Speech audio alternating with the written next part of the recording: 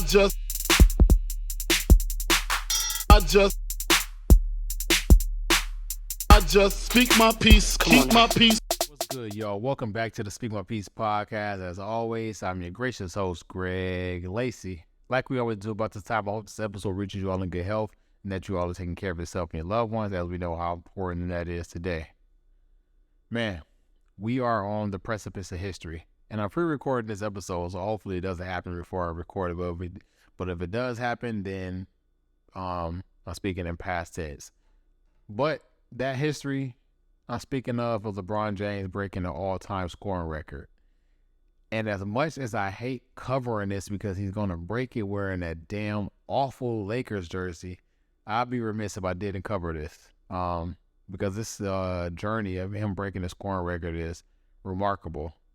Just considering that all that he's been through, just considering his journey, considering his career, it's remarkable. And I don't think we will see anything like this for a very long time. Like, this scoring record he's about to break was set by Kareem Abdul-Jabbar, I believe either 40 years ago or over 40 years ago. But it's been a while since, that record was even thought of being broken. The last person who was even close to it was a pedophile, who we won't mention on this podcast, but I think that was the closest it was, and, his career fizzled out at a certain point in time. LeBron James was in his 20th year, and it looked like he's not slowing down. And that is what makes this journey to him breaking the scoring record remarkable. What makes it even more remarkable is LeBron James being a past first player, breaking the all-time scoring record. I guess I should have gave you all forewarning. I apologize. This is going to be a very sportsy episode. I know this is not a sports podcast, but again, this is a story we have to cover. Before we get to the end of this journey, not the end of this journey, but before we get to even him breaking that record, we have to detail what he went through, because LeBron James, even still to this day, still faces a lot of scrutiny. But he went through a lot just to get here. I remember reading an article, just even going back to his childhood, about, by the time he was in fifth grade, either he was in fifth grade or he was 5 years old. I forget. I read the article a couple weeks ago. But by the time he was either 5 years old or fifth grade, he had been to 4 different schools. And me personally, I know what that experience is like. Just coming from, my background, I went through, by the time I got to middle school, I had already been to 4 elementary schools. 2 of them were one of that transition, which is because it was a newer school, was built in my city. And so I transitioned to the newer school. But beyond that, I also went to 2 other elementary schools. And I know what that thing does to a child's psyche. It's hard for you to really attach to people. It's hard for you to form relationships. It's hard to really build those bonds that you really have to build in those developmental stages and developmental ages. I say all that to say, just to get to this journey, and a lot of people, you don't make it out from that. Like, those things serve as traumatic experiences for children, and it takes you down the wrong path. You tend to seek out guidance, or you tend to seek out love or camaraderie from places that you shouldn't be seeking them, and it takes you down a wrong road. And yet here we are, LeBron James, despite all that he's been through, we're talking about this man breaking an all-time score record. So obviously he got through all that. Even going beyond all that, in high school, I think since high school there has been Michael Jordan comparisons, and those alone is hard to deal with. Michael Jordan kids couldn't live up to Michael Jordan comparison. So this kid from Akron, Ohio, living up to Michael Jordan comparisons and still, thriving and still being one of the best in that sport is unheard of. I don't know how he did it. He would receive Michael Jordan comparisons because, for one, he was the best high school prospect during his time.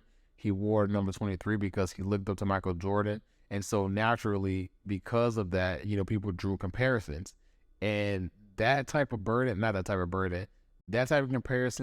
can cause such a dark cloud over many people. And it has caused dark clouds over a lot of people before LeBron and after LeBron, because that shadow is a hard one to match. Like, that shadow of Michael Jordan being over your career or being over your potential, it's a hard one to live up to. And so you cast that shadow over someone's career, you can call it a wraps, because people are going to expect you to operate or expect you to play at a certain level that is just really hard. And we haven't seen it, other than Kobe Bryant, seen it accomplished. So take that into mind, that he had these comparisons since he was in high school. LeBron James was the first underclassman to be featured on a Sports Illustrated cover. This was the infamous The Chosen One cover.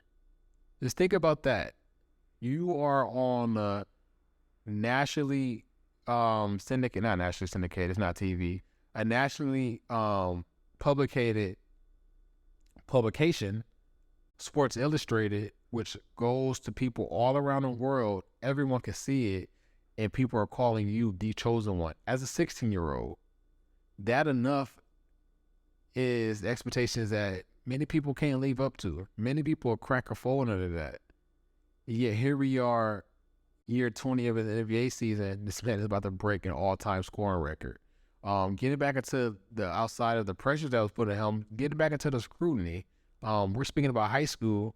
LeBron James was scrutinized for the high school he chose. I believe in that area, Akron, Ohio, there's a black school, and there's a Catholic school which he went to that isn't black.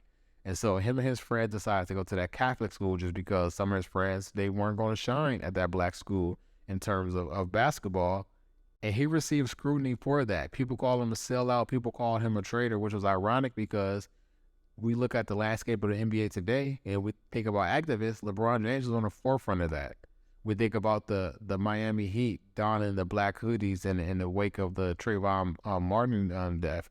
We think about things that happen beyond that. We think about, activists pledging money towards certain things and creating certain, funds and creating certain programs. LeBron James is at the forefront of a lot of that. So it's just think about just the pressures that was put on him as a kid. We think about it as a freshman. People are calling him a sellout. Now here we are. I don't know what year his freshman year was, but here we are in the year 2023. LeBron James is heralded as, one of those activists. We're speaking about him breaking Kareem's record. Obviously, he's not no Kareem Abdul-Jabbar, because the things that they were facing back and during that time was that it was magnified, and the magnitude of what they were facing was so much higher than what we're facing today. But still, you think about sports athletes, LeBron James was one of those. When you speak about sports athletes who are activists, LeBron James was one of those first names that rolls off a lot of people's tongues. Not getting off the track, we're getting back into, this amazing mark of him hitting his all-time score record. But just have to take you all through the journey, the things this man had to overcome. Also think about allegations of things that he had to face in high school. The Hummer scandal. A company gave his mom a Hummer on the basis of, I know that you will be able to pay me back tenfold because your son is going to be, no. A company gave his mom a loan on the purposes of, I know what your son is going to be, so I know that you're going to be able to pay this loan back tenfold. And so the company gave his mom a loan. With the loan, his mom bought a Hummer. And there was a investigation on him back then off of whether or not he was receiving improper gifts as a student athlete. Speaking about the pressures that was put on him, LeBron James was such a megastar in high school that they were finding anything to try to halt his career, try to not let him reach that peak that he's reaching now, because they just wanted to, as we see oftentimes in sports, we see oftentimes in media, they see a black man, especially a young black man, exceeding expectations, and they want to put them in place. Use them as a whipping board, like, hey, stay in your place. That shut up and dribble comment that people mention a lot. That original comment was directed at LeBron James. I was speaking about activism. Again, not getting off track, but just giving you all just a whirlwind of things this man has done. I don't think that we appreciate enough the greatness of LeBron James. Like, you can not be a fan of the team he played for. You can deem him as a rival. But despite all that, that man is a great athlete. And that's the reason why we're covering this in this episode, because that has to be mentioned. It's not mentioned enough. You see a lot of scrutiny. And I will say this, as a fan of LeBron James is one of the corniest people in the world. From the just a terrible acting job in movies that I've seen with him in. The Instagram stories of him not knowing the words to rap music, but trying to, be hip.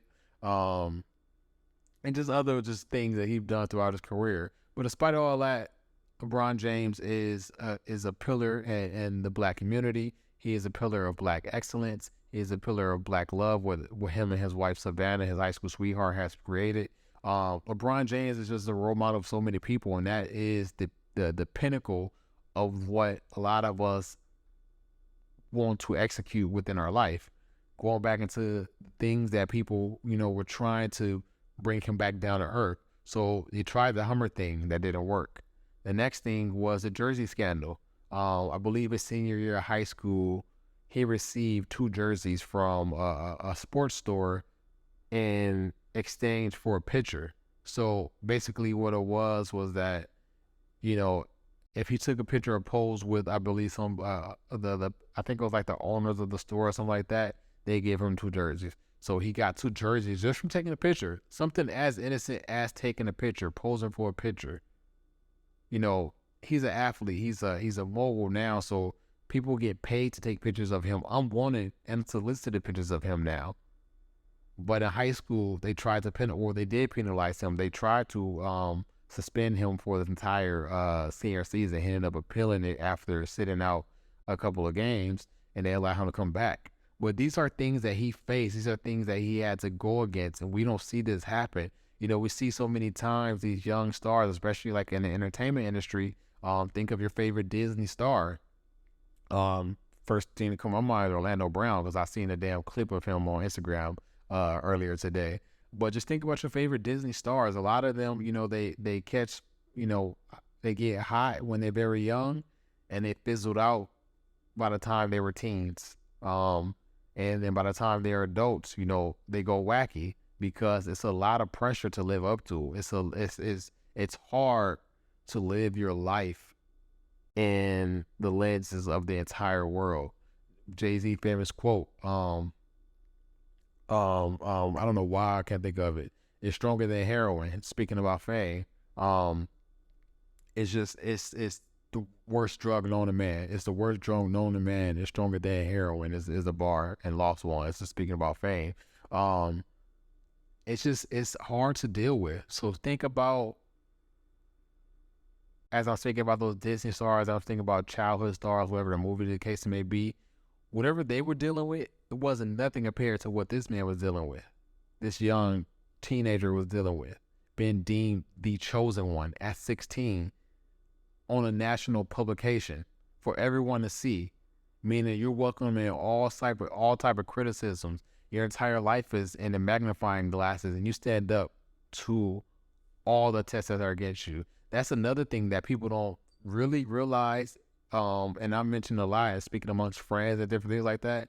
LeBron James has been in a national spotlight since a teenager, and this man has done no wrong.